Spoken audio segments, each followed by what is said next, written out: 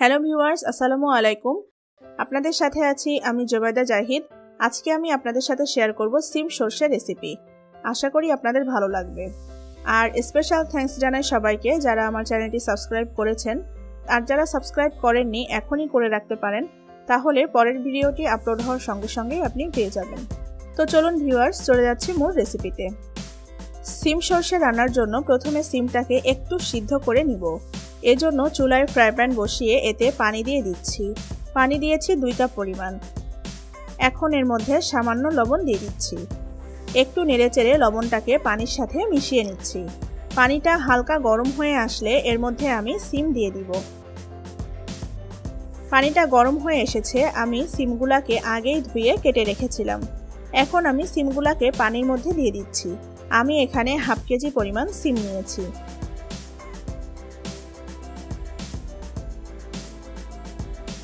এবার এর মধ্যে দিয়ে দিচ্ছি হাফ চা চামচ হলুদ গুঁড়া। এখন হলুদটাকে নেড়েচেড়ে পানির সাথে মিশিয়ে নিচ্ছি। দিচ্ছি 10-12টি কাঁচামরিচ। কাঁচামরিচগুলোকে মাথার দিক দিয়ে চিড়ে নিয়েছি। আপনারা আপনাদের পছন্দ মতো ঝাল কমিয়ে বাড়িয়ে নিতে পারেন। এখন আমি ঢেকে দিচ্ছি।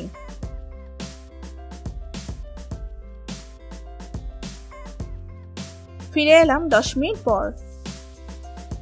পানি শুকিয়ে গেছে এবং সিমটাও অলমোস্ট 80% মতো সিদ্ধ হয়ে গেছে। এখন আমি সিমগুলোকে উঠিয়ে নিচ্ছি। এবার অন্য একটি ফ্রাই প্যান চুলায় বসিয়ে এতে তেল দিয়ে দিচ্ছি। তেল দিয়েছি 3 টেবিল চামচ পরিমাণ। তেল একটু গরম হয়ে আসলে এর মধ্যে আগে থেকে কেটে ধুয়ে রাখা পেঁয়াজ কুচি দিয়ে দিচ্ছি। পেঁয়াজ কুচি নিয়েছি হাফ কাপ পরিমাণ। তেলের সাথে পেঁয়াজটাকে নেড়েচেড়ে ভেজে নিচ্ছি। পেঁয়াজটা নরম হয়ে এসেছে, এখন এর মধ্যে মশলাগুলা দিয়ে দিব। দিয়ে দিচ্ছি 1 চা চামচ রসুন পেস্ট। এখন দিচ্ছি 1 চা চামচ আদা পেস্ট। এর মধ্যে দিচ্ছি 1 টেবিল চামচ সরিষা পেস্ট। দিয়ে দিচ্ছি 1/4 কাপ পানি, কারণ এখন গুঁড়া মশলাগুলা দিয়ে দিব। পানি দিলে মশলাগুলো পুড়ে যাবে না। দিচ্ছি 1 চা চামচ জিরা পেস্ট। এখন দিচ্ছি হাফ চা চামচ হলুদ গুঁড়া। দিয়ে দিচ্ছি 1 চা চামচ মরিচ গুঁড়া। দিচ্ছি পরিমাণ মতো লবণ। মশলাগুলা নেড়েচেড়ে তেলের সাথে ভেজে নিচ্ছি। খেয়াল রাখতে হবে যেন মশলাগুলা পুড়ে না যায়, তাহলে কিন্তু তরকারিটা কালচে হয়ে যাবে।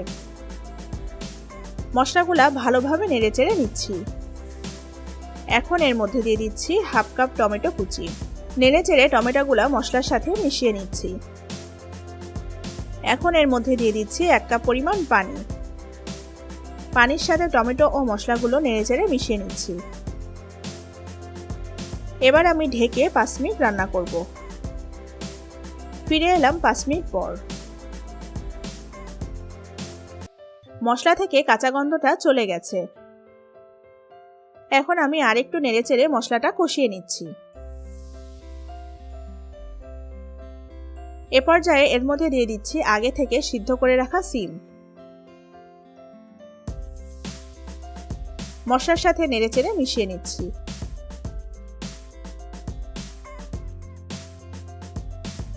এখন আমি ঢেকে 10 মিনিট রান্না করব।